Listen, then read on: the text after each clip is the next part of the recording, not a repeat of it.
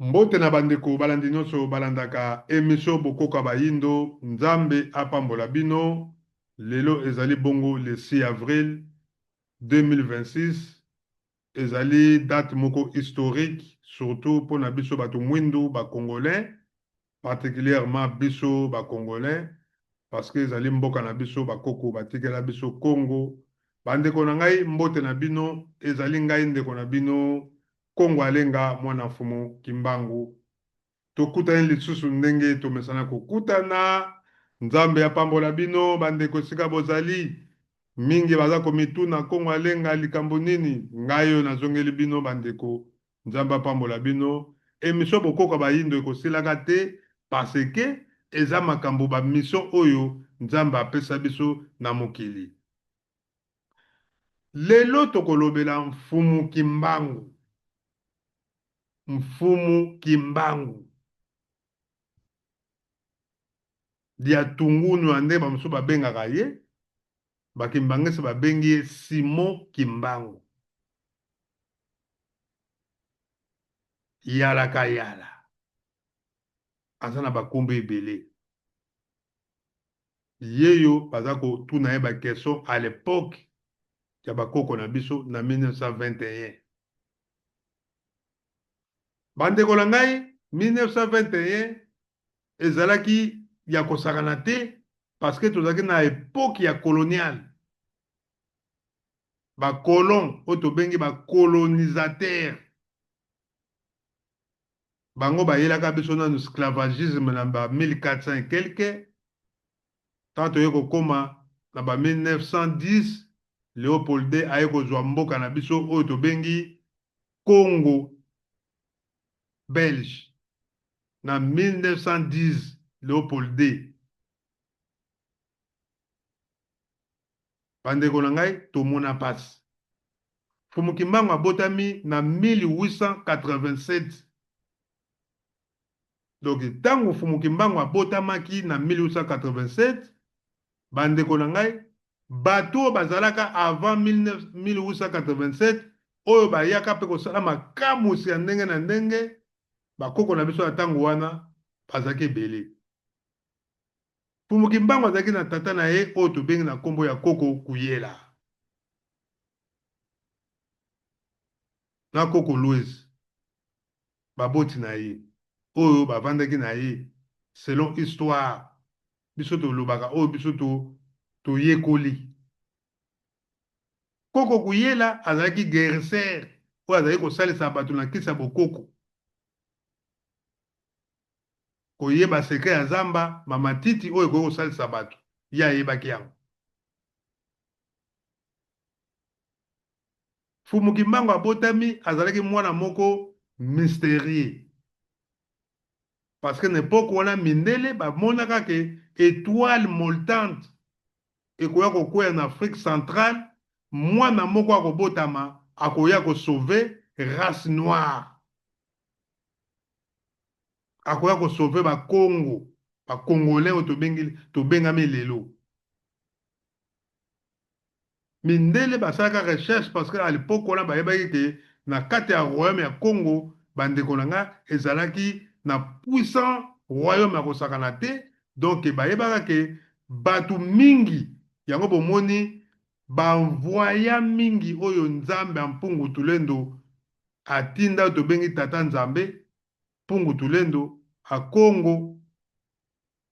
abandeka kosala mingi na basortisa mingi ya Congo central oyo tobengami bakongo parce que roi na biso azalaki kote ya Congo oyo tobengi central donc azalaki kote ya mbujima te azalaki na nord ya Congo kote ya mbanza Congo oyo lelo mindele ekoma mpe kote na bango baportugais bango bakabolaka mabele bazwa mbanza Congo bakomisa yango Angola parce que yana Angola na Congo RDC ezalaki mboka moko mfumu Kimbangu azalaki kokola mwana moko oyo asalaka ba miracle na ntango bomwana na baninga na ye oyo akolaka na bango mpe na mikolo oyo bazalaka na epoke wana ope babetaka masolo na bana na bango babeti ti lelo yango mpe ezokomela biso bakoko na bango. Azaki mystérieux. Papa na ye guérisseur. Mama na ye azalaki bongo kosambela na église ya bakolon protestant. Bapara bakufi Fumukimbangu atikali pa ya koko na ye Kinzembo. Koko Kinzembo abokoli Fumukimbangu na église protestant. Fumukimbangu azalaki catéchiste na kata église protestant. Oui. Wala azosala pe ba miracle na ye. Mais tango aye ko telema po abanda kosangisa bayindo batu mwindo bakomi kolanda ye ndenge azosala ba miracle nde place ekomaki problème yango wana. Église catholique batomboki, église protestant batomboki parce que bamoni ke noir oyo mutu mwindo oyo foto keba donc fezala étoile motate oyo obi mindele basalaka ba réunion secret même awa n'époque wana nyonso tout Vatican awa azo travailler mingi na ba roi nyonso tout oyo roi ya Portugal, roi ba Belge toke bandeko nanga ba mindele bazaki na ba kosala ba secret moko ya kosakana te ba conférence na bango. Fumukimbangu abandi ba miracle bandeko na ngai abandi kosala banzembo bamindele bapekisi banzembo ayembaka banzembo na bango. Fumukimbangu akomosala banzembo na ye moko na église Kintwadi. Le 6 avril date à l'éloyo, le 6 avril Fumukimbangu 6 avril, le 6 avril date à l'élo Fumukimbangu na foule ya batu ebele bandeko doki mboka mobimba ya nkamba ezalaki vraiment doki terrible. Ye moko leader liboso baza ko yemba banzembo po bakende na l'état colonisateur ya ba colon. Oh peve wiza, oh wiza, oh wiza watu sadisa. Oh peve wiza. Baza ko yemba banzembo doki molimo santu kita po salisa biso molimo santu kita. Wana zo tinda bango ba yemba. Ya yembi bango baza ko zongisa. Banzembo na ya salaki. Aza ko yemba bango baza ko zongisa. Ba groupe za ko ya poule moko bandeko incroyable. Baza ko ya epai na bureau oyo po bakutana na bukumese wana nde tokoki koloba na mokolo ya lelo po basenga ye autorisation. Wiza watu sadisa Pele wiza no wiza watu sadisa Ompasi zingi vavanza Mayela tweti monanga Manta ameti dadanga Owiza watu sadisa Kita tua biadio vavanza Uvieti kutufietika Buna buku munizi kuizanga Owiza watu sadisa Wiza watu sadisa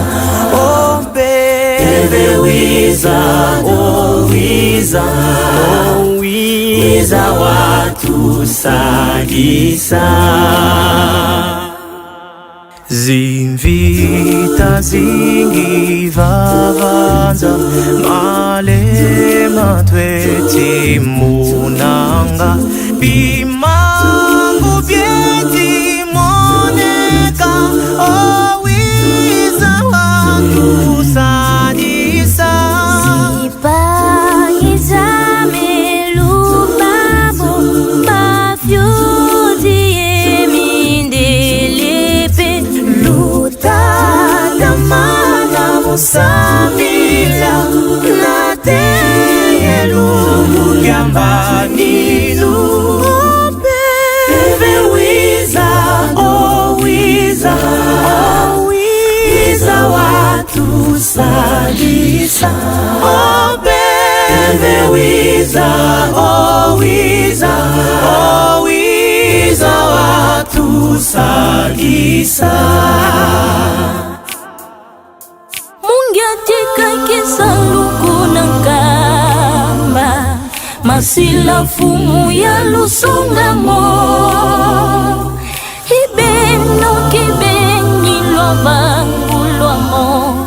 Nga kimukuma kenokwe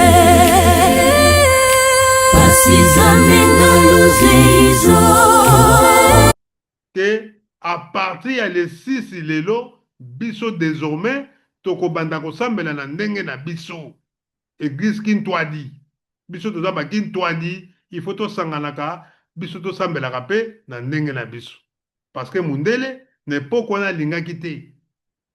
mundele nepoke wana lokola deja se akolonizaki biso tokomaki bahombo baesclave batekiteki biso bandeko na ngai biso nyonso to nepoke wana bakoko na biso baye kosambela kaka yesu parce que mindele baye koimpose biso christianisme donc catholique na protestant ezali kodomine biso na ndenge kosakana te donc biso bato mwindo tozalaki na église te na armée disali mwana na bango alors fumuki mbangu le 6 abosani kutu te ke aza catéchiste aboyi yango mais alobi ke non pas question bato nyonso toza banda koteya bango yango moni bato tozo balobaka ke non fumuki mbangu le 6 avril alingaki su kombo ya yesu te soki alingaki yango mindele banga babondela ye bayebisi ke yaka tokopesa yo église eza na ndenge mabe te c'est l'histoire il faut toloba bavérité mpo bana na biso bayeba qui était Fumuki Mbangu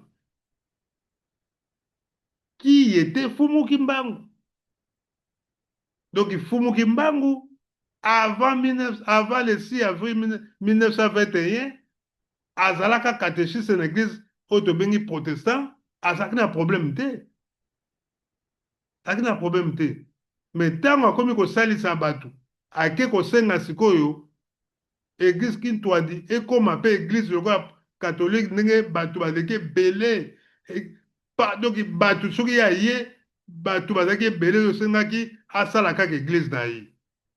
mindele baboyi le 6 avril tala esika ya mama ya likambo oyo Fumuki Mbangu ekomelaki ye à partir ya le 6 avril donc bato boza komona bandeko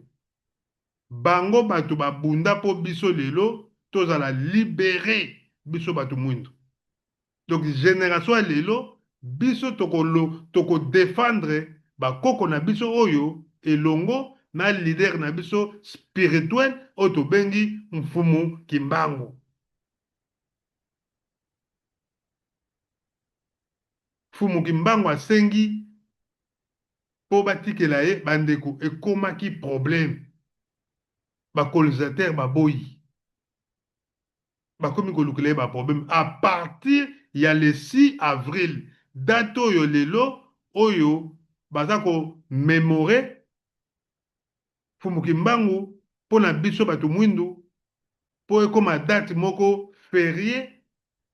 grâce ya mokonzi ya mboka Félix Tshisekedi.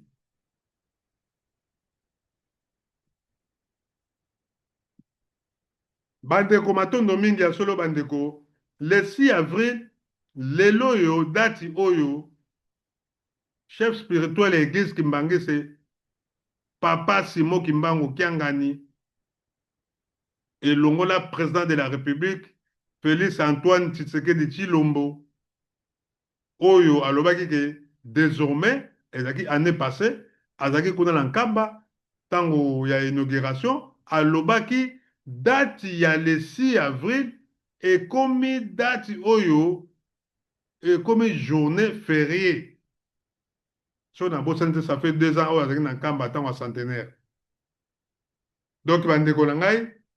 président de la République yango bandeko toza ko honorer ye pe lisusu parce que grâce na ye lelo yo ba président baleke belé même Kasavubu asala ngote Mobutu aye asala ngote Laurent Désiré Kabila ye asala ngote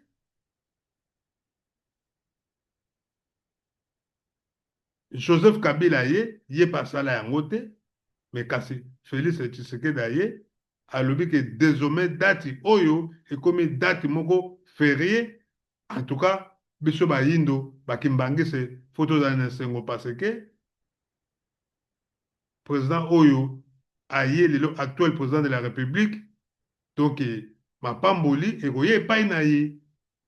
bakoko na biso bakopesa ye mapamboli parce que apesi bango lokumu 1960 le 4 janvier indépendance ya Congo bandeko na ngai bato batelemelaka mpona kozwa yango ezali bandeko ya Congo central.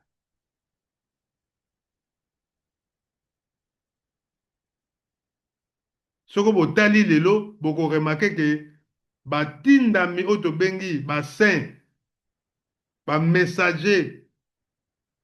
baenvoyer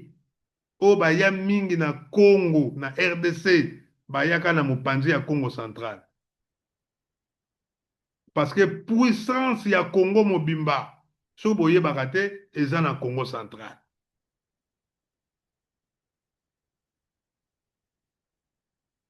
Puissance ya Congo ya RDC c'est Congo central.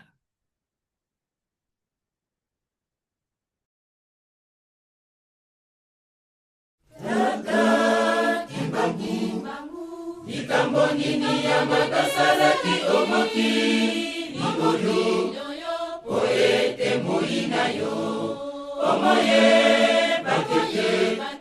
na yo moto mindo akoki kozwa lobiko ya seko etina moina kiyo tata kimbangu likambo nini ya makasalaki omoki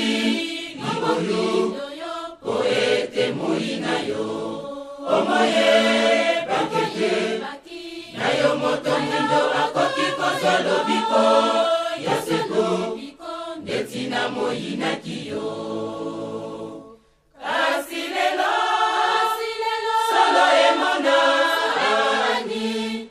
moindo akomi moto monene kasi lelo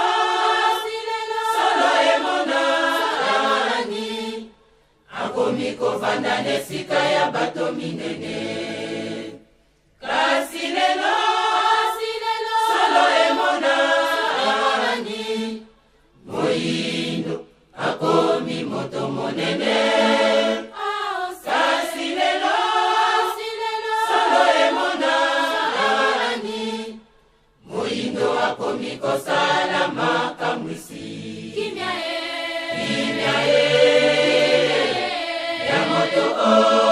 moindo kimbangu asili kopesa yango kimia ya moto moindo kimbangu asili kopesa yango osomi ya moto moindo kimbangu asili kopesa yango osomi ya moto moindo kimbangu asili kopesa yango lokumu ya moto moindo kimbangu asili kopesa yango lokumu ya moto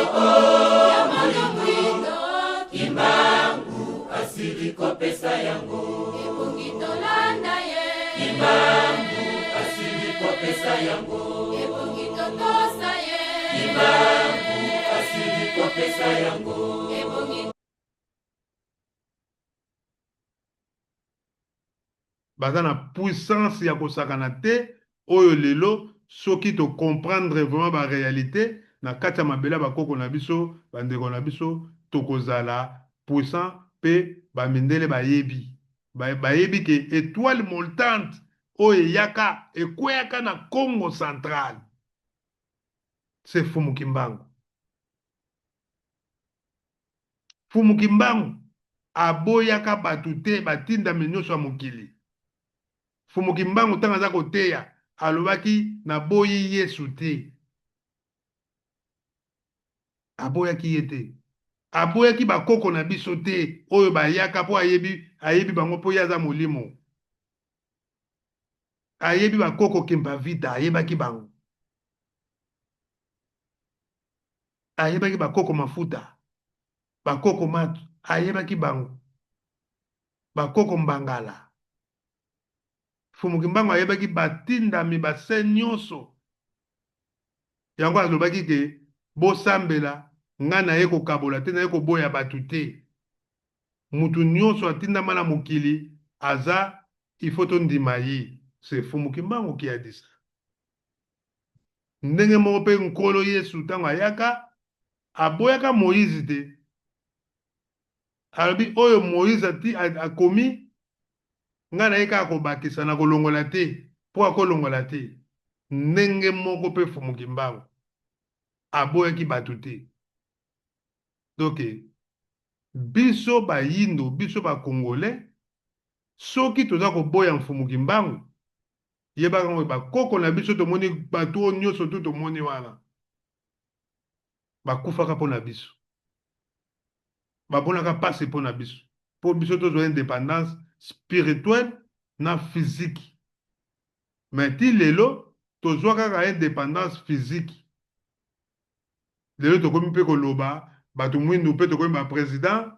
mais molimo na biso ti lelo nano ezwa indépendance te oyo Fumu Kimbangu alingaki. Parce que ti lelo toboyaka toignoraka bakoko na biso. Date ya lelo le 6 omona bakongolais mingi bazobude alongwa kuna asala nini yango, alongwa kuna asala nini?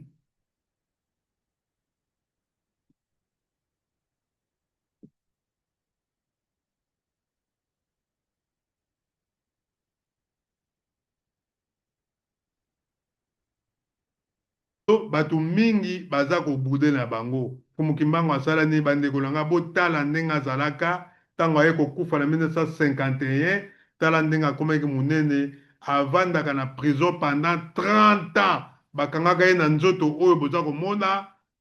aye kokufa na nzoto oyo bomoni ndenge akomi munene na kati ya prison. Tina 30 ans de prison wana aza kosalaka ba miracle.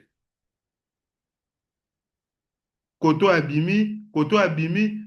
na 4 coins ya Congo baza komona ye. Fumu Kimbangu.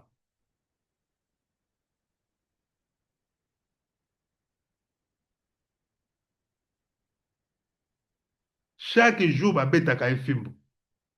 127 fouets, plus de 100 fouets baza kobeta ye. Kolisa ye madesu epola, bandesu tasu misatu bambuma mine, 10 mbuma, doki aza konyoko bazo comprendre te na butu, bazo yoka sola biloko ya kolia. Mindele baoya batali boye nzungu eza te eloko moko te, me bazo yoka solo. Aza kolia. Molimo neza kolia. 30 ans ya boloko. Depuis 1921 wana bakangaka ye. Le 6 avril ake kosenga ayembi banzembo peve wiza molimo yaka osalisa biso obundela biso bitumba oyo. Aleli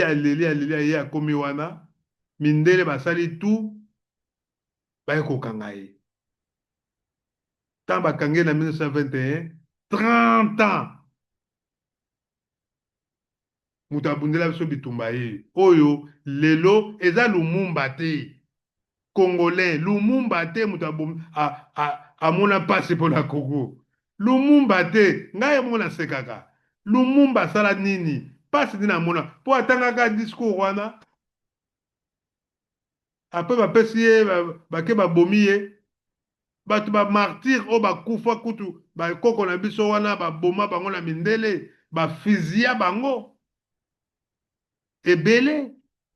Fumuki Mbangu asali 30 ans na prison akufi mpe na kati ya prison bapasoli nzoto na ye bakuta biloko te na kati ya nzoto